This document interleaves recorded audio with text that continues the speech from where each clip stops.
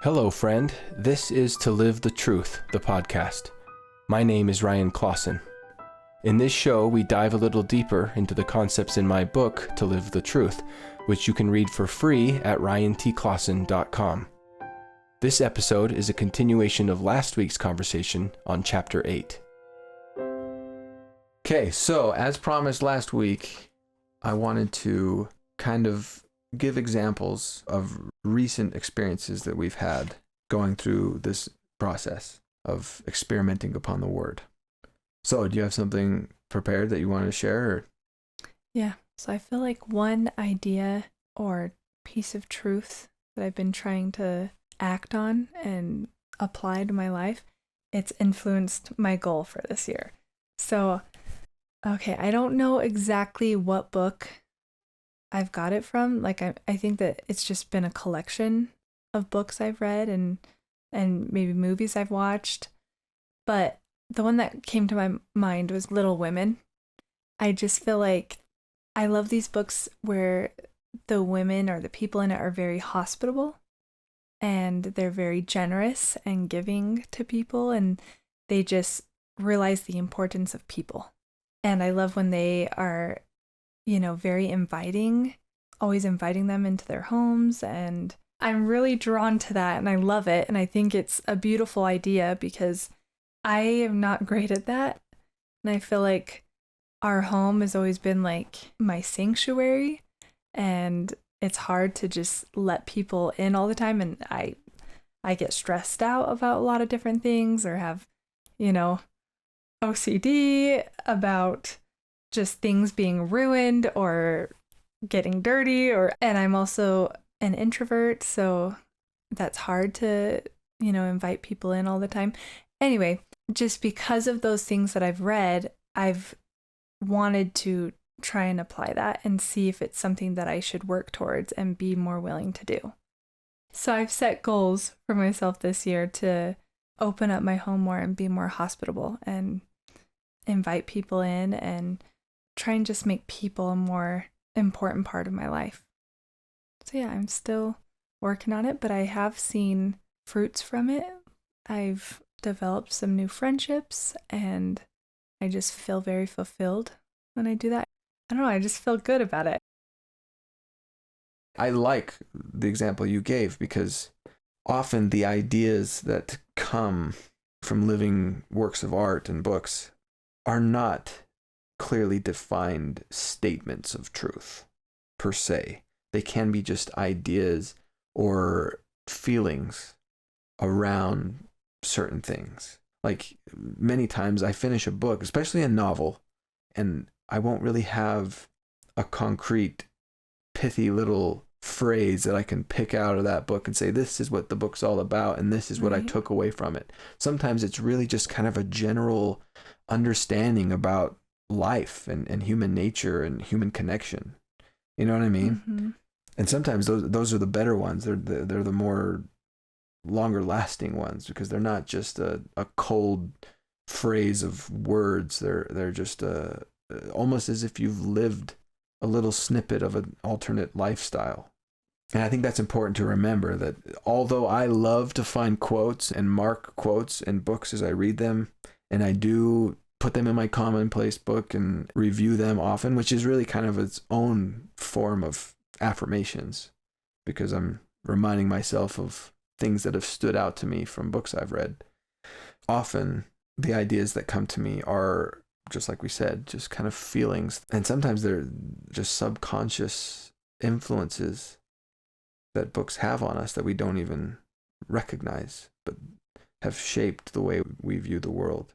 And I'm not expecting people to follow this like a kind of recipe, in my book.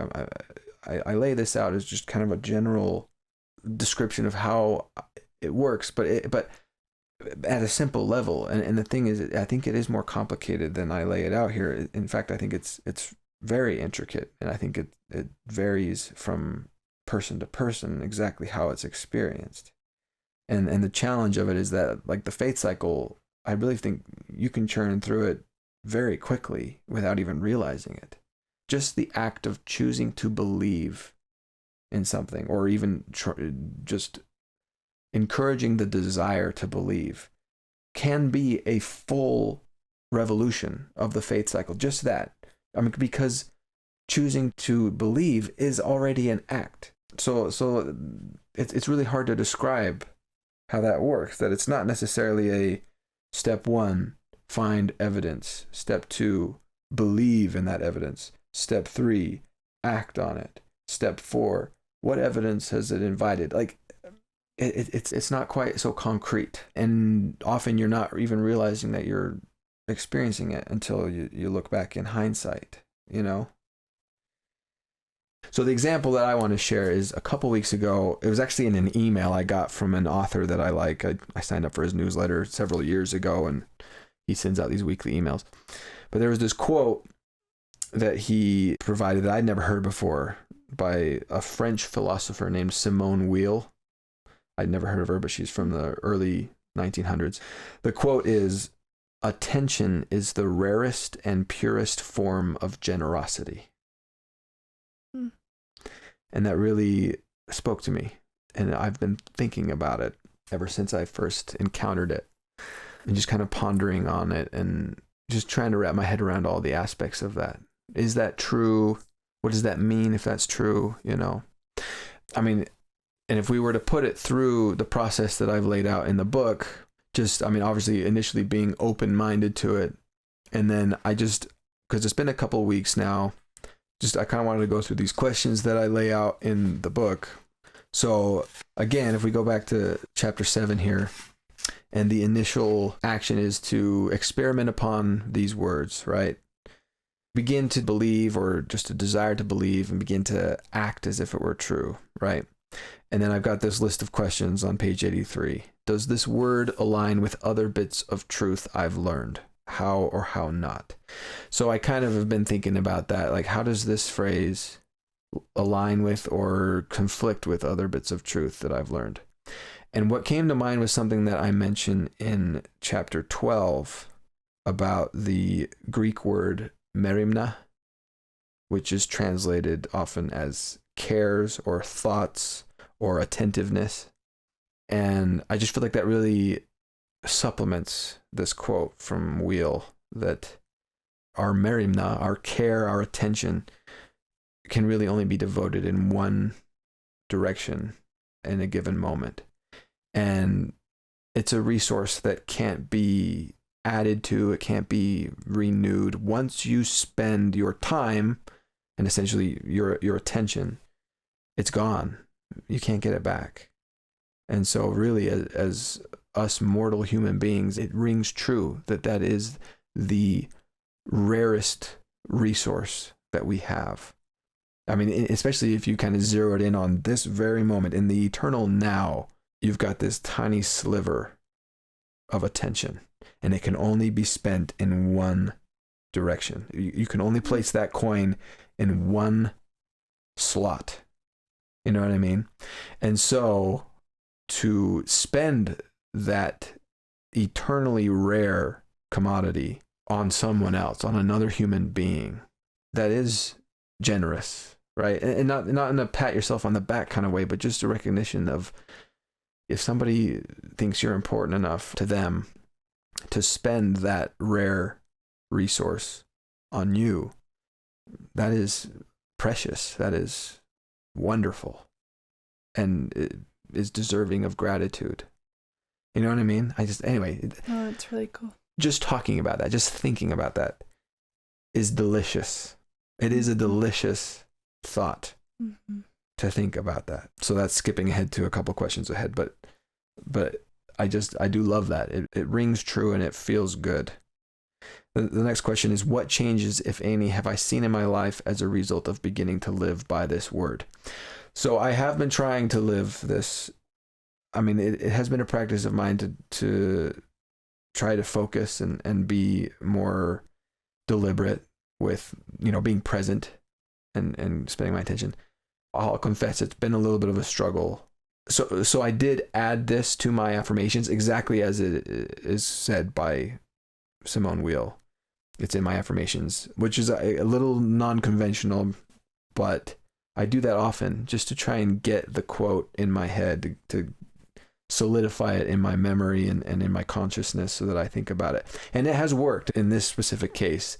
There have been many times where one of our kids has interrupted me in something and has, wanted to ask me something.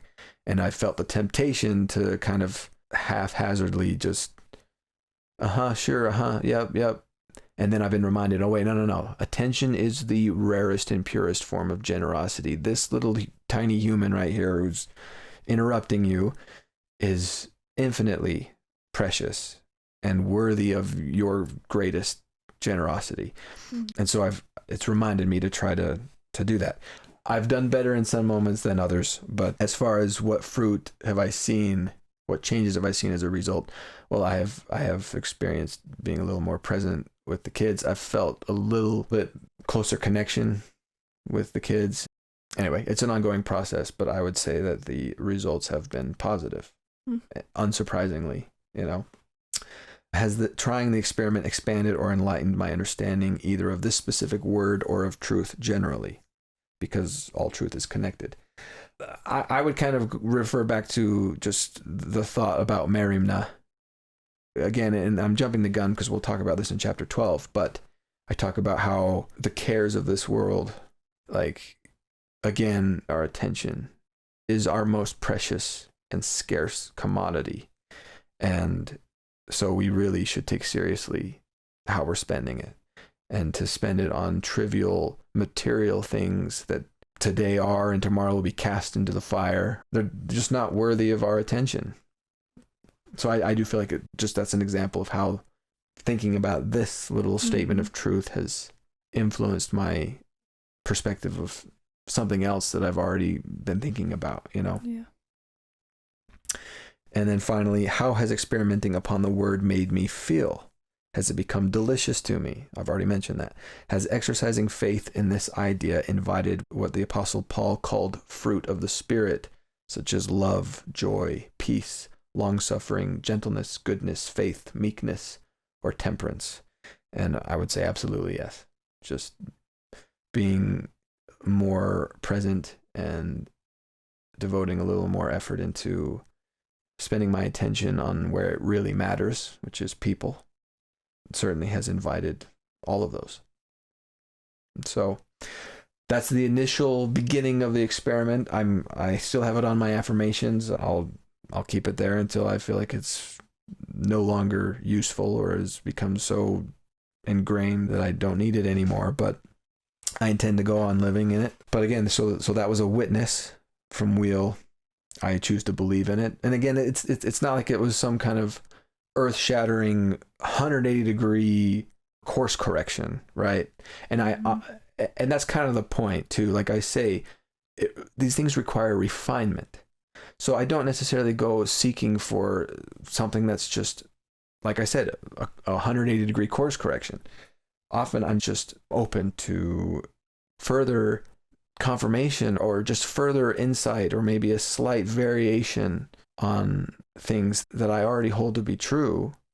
And I just need that additional refinement and reminder. And I am open to a 180-degree course correction as well. Right. I did want to just add that us exploring these truths and trying to apply them and work on them is us diving into the river of complexity, like we discussed in chapter 3. And I like that you say that this river should become familiar territory throughout our lives. Our goal is our goal is to get onto the other side of the bank of simplicity.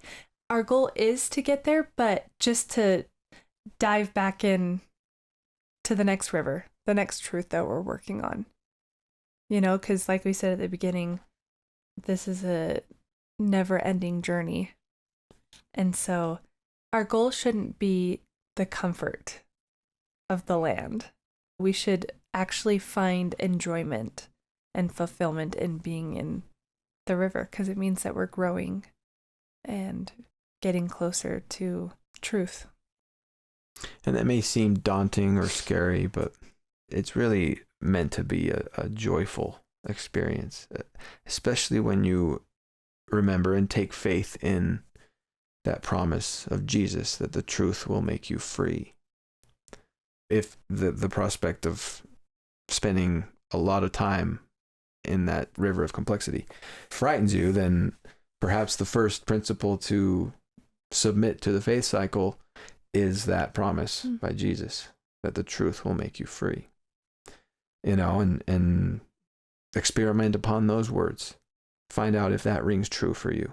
If that phrase can become delicious to you. Explore it, because it's a powerful promise. And it has sustained me for sure. But anyway. Cool.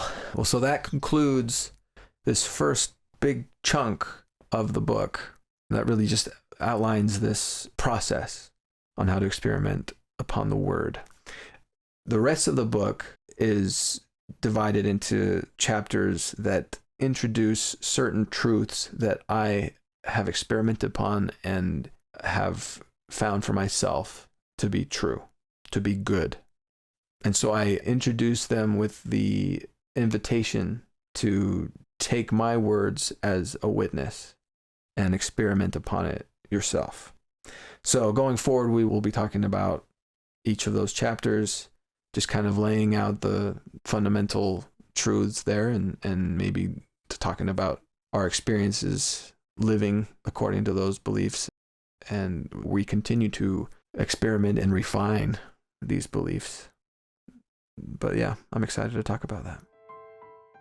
All right. Well, thanks for going on this journey with me, Allie. Thank you. Thank you for joining us in this conversation. I hope you've enjoyed it. Additional resources can be found on my website at ryantclawson.com. If you have any questions or comments, please post them in the comments section and we will address them in a future episode. Also, please consider rating, reviewing, and subscribing to this podcast. That makes us easier to find. Finally, I wish you peace and success, and I hope you can join me next week.